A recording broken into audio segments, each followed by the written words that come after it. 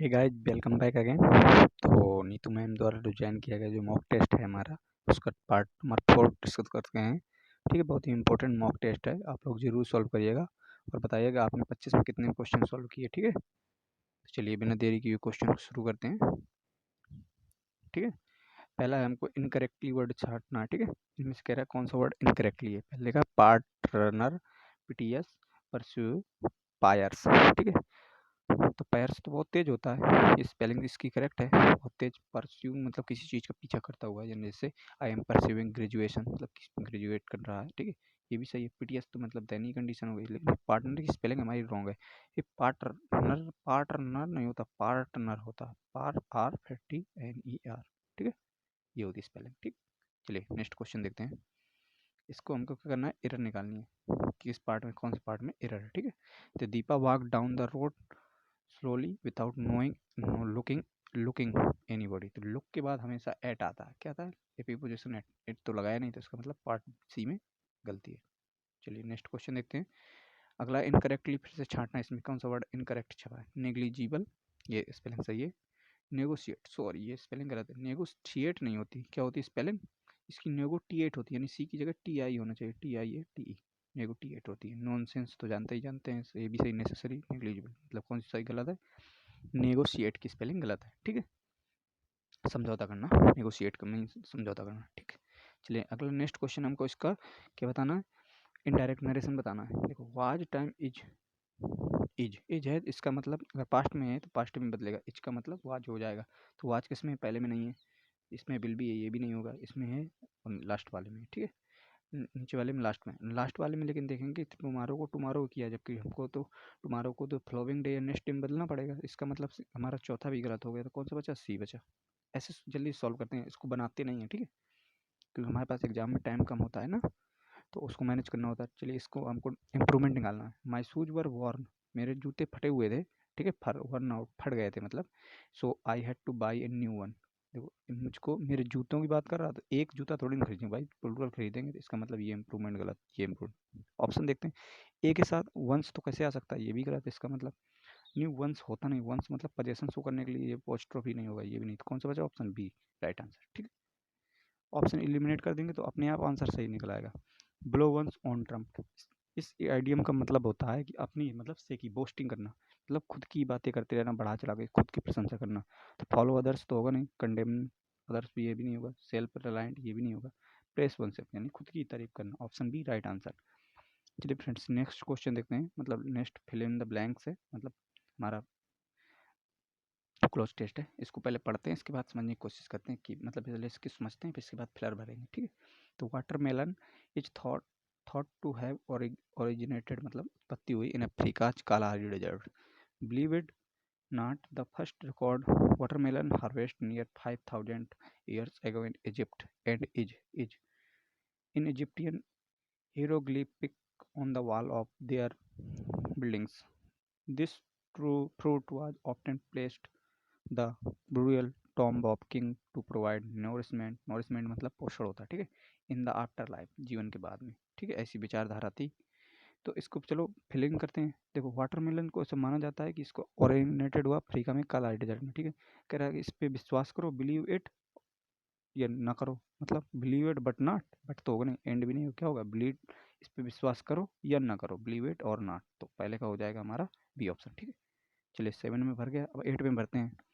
8 में भरने हैं, the first recorded watermelon harvest, पहली जो खेती की गई nearly 5000 year ago in Egypt, कह रहा 5000 साल पहले इजिप्ट में की गई थी। तो हार्वेस्ट की खेती किया जाएगी, कंटेन तो होगा नहीं, डिस्कवर नहीं होगा। अब देखो प्रोड्यूस करेंगे या एक्वायर्ड करेंगे, तो देखो प्रोड्यूस करना किसी चीज़ को उत्पत्त करना, मतलब किसी चीज़ से कुछ चीज़ उत्पन्न करना, तो उसको प्रोड्यूसिंग कहते हैं। लेकिन एक्वायर्ड करना मतलब उत्पन्न करना, तो यहाँ पे एक्वायर्ड सही होगा हमारा, मतलब दोनों ऑप्शन में फंस जाएंगे आप, लेकिन हमको तो बेस्ट चुनना है ना। चलिए नेक्स्ट आगे बढ़ते हैं, अगली में क्या बनना है, 5000 हो गया, एंड इज छोटा कर लेते हैं हल्का सा, एंड इज इन इजिप्टियन हेरोलिक, हेरोलिक मतलब होता है देव भित्ति चित्र होता है।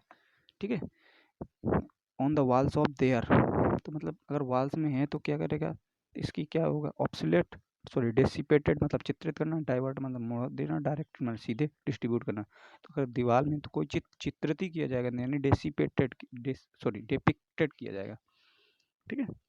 नेक्स्ट देखते हैं ऑन देयर बिल्डिंग्स। बिल्डिंग्स मतलब होता है उनकी कौन सी बिल्डिंग पे होगी। अगर 5000 साल पहले है तो पुरानी बिल्डिंग, ऑब्सोल्यूट तो आउटडेटेड तो होगा नहीं, ये दोनों सिनोनिम्स। इल्डियर माने ये भी नहीं होगा, एंशिएंट बिल्डिंग, ठीक है। ये हो जाएगा हमारा 9। नेक्स्ट अगला है बिल्डिंग पे हो गया, थोड़ी छोटा कर लेते हैं, ठीक। अभी जो लो दिस फूड वाज ऑप्टेन, इस फूड को रखा जाता था प्राय कहाँ, प्लेस्ड, प्लेस्ड के बाद प्रीपोजिशन इन आता है, सी ऑप्शन।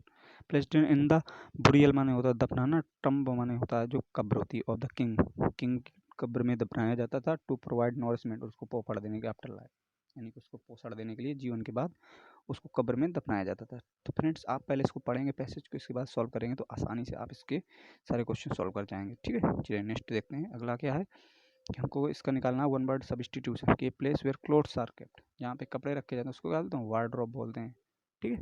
हैंगर तो आप जानती हो जहाँ जहाज मतलब जो एरोप्लेन होता है वहाँ से जब वो क्या करता है एरोप्लेन में उड़ता है, जिस स्थान पे खड़ा होता है उसी को कहते हैं हैंगर बोलते हैं, ठीक है। अब इसमें क्या एरर बतानी है हमारी, कौन से पार्ट में एरर है, ठीक है। Everything that I like to eat are flat है। अब देखो फ्रेंड्स एवरीथिंग है तो हमारा सिंगुलर सब्जेक्ट है, तो वो वर्ब इसके सिंगुलर आनी चाहिए, यानी इज होनी चाहिए। तो कौन से पार्ट में गलत हो गई, इज फ्लैट, इज फैटनिंग होनी चाहिए, ठीक है। फैटनिंग है मतलब मोटापा वाला ये। अब विजिलेंट, विजिलेंट का हमको बताना है एंटोनम, यानी कि इसका विलोम बताना। तो विजिलेंट का मतलब होता है बहुत आदमी जो बहुत सतर्क होता है, यानी अलर्ट होता है, जो कॉशियस होता है और वेरी होता है। ये तीनों तो सोनोनिम्स हो गए, तो एंटोनम क्या हो गया, रैश, यानी कि केयरलेस, ठीक। नीचे इसका भी हमको एंटोनॉम बताना है। एंटोनॉम बताना है फ्लेक्सिबल का। फ्लेक्सिबल मतलब लचीला होता है जो बहुत चीज़, जैसे सपल, सपल का मतलब भी लचीला ही होता है। स्टेल तो बासा होगा, ये तो होगा नहीं। सॉफ्ट ये भी नहीं होगा, सॉफ्ट क्योंकि ये मुलायम है, ये भी नहीं होगा। स्टिफ का मतलब होता है कड़ा, ठीक है। तो हमको फ्लेक्सिबल का उल्टा क्या होगा, कड़ा। नेक्स्ट क्वेश्चन है, इसको हमको फिल इन द ब्लैंक बतानी है। देखो the government has warn, government ने वार्न किया है the traders not to the onion. Onion अभी आपने देखा होगा कुछ समय पहले प्याज के भाव बहुत तेज बढ़ गए थे, इसलिए लोग क्या करते थे, ट्रेडर्स तो प्याज को मतलब ज़्यादा होड़ लगा रहे थे उसकी। तो इसीलिए सरकार ने कहा कि प्याज के जो हैं उसको ओनियन को क्या करें, होड़ ना करें। भाई कंबाइन तो करना होगा नहीं, बल्क करना भी नहीं होगा, ग्रॉस करना भी होगा, होड़ मतलब होड़, झुंड ना लगाएं उसकी, ठीक है।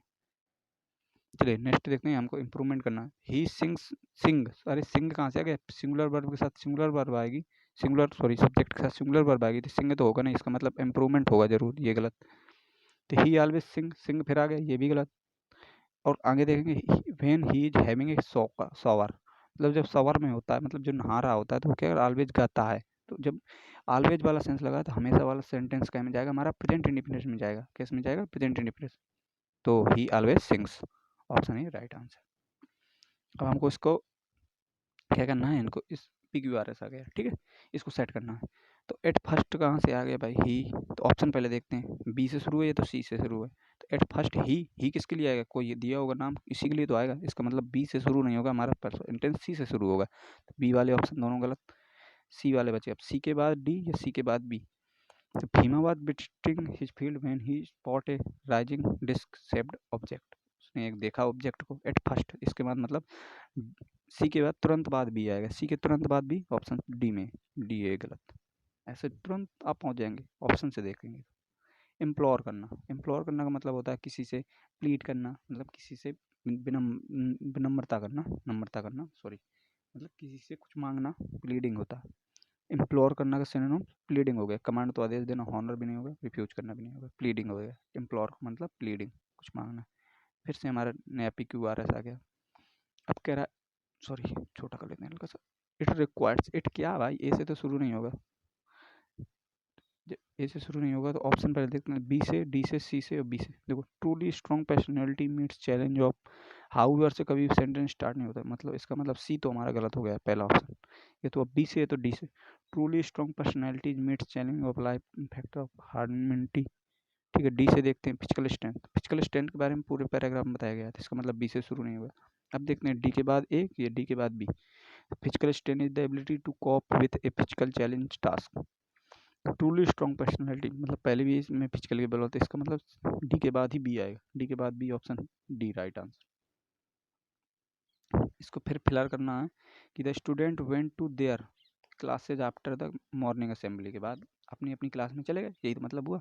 तो अपनी अपनी क्लास में चले गए। अब इसमें देखो सब सारे सारे, अब इसको आपको जानना है क्लासेज है नाउन, नाउन के पहले क्या आएगा, एडजेक्टिव, पार्ट ऑफ स्पीच का पार्ट है, ठीक है, एडजेक्टिव आएगा। अब देखो रिस्पेक्टेड हमारा क्या है, ये भी एक एडजेक्टिव है ना, रिस्पेक्टेबल भी एडजेक्टिव है, रिस्पेक्टिव भी, रिस्पेक्टफुल नाउन है, मतलब डी तो होगा नहीं।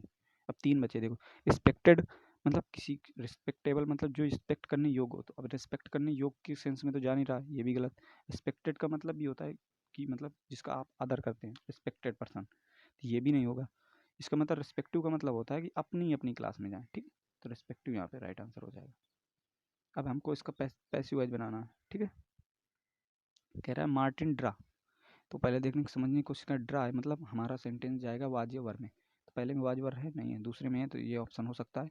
नेक्स्ट देख लेते हैं और बाकी बचे हुए ऑप्शन क्यों गलत हैं। तो इसमें वाज्यवर है, एज है, ये भी नहीं होगा, ये भी नहीं होगा, मतलब हमारा सेंटेंस बी नंबर ही सही था, ठीक है। चलिए अब हमको आइडिया बताना, spill the bean. Spill the bean का मतलब होता है बीन को स्पिल कर देना, मतलब कुछ चीज़ आपने छुपा के रखी थी उसको वापस से बता देना, यानी गिव अवे सीक्रेट, एक सीक्रेट को आपने ओपन कर दिया, गिव अवे सीक्रेट होता है, ठीक है।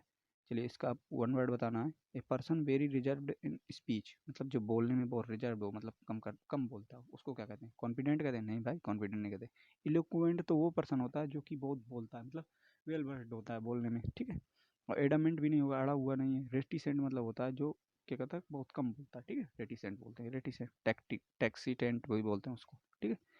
अब इसका हमको सिनोनिम बताना है, क्या बताना है, सिनोनिम। ग्लोरियस, अरे ग्लोरियस तो भी इजी है, ग्लोरियस का मतलब क्या होता है, ग्लोरियस पर्सन है, बहुत ही मतलब स्प्लेंडेड है, शानदार है। इनॉर्मस का मतलब तो बहुत बड़ा हो गया, भयानक, अनयूजुअल भी नहीं होगा, जेंटल भी नहीं होगा, तो option B right answer. Friends इस तरह से हमारे पूरे 25 क्वेश्चन समाप्त हुए। आई होप आपको वीडियो अच्छा लगा होगा। अगर वीडियो अच्छा लगा हो तो वीडियो को लाइक ज़रूर करिएगा और अपने दोस्तों के साथ शेयर करिएगा। चैनल को अभी तक सब्सक्राइब नहीं किया, सब्सक्राइब जरूर करिएगा। Thank you for watching. Next mock test के साथ मिलते हैं अगली वीडियो में। Thank you, bye.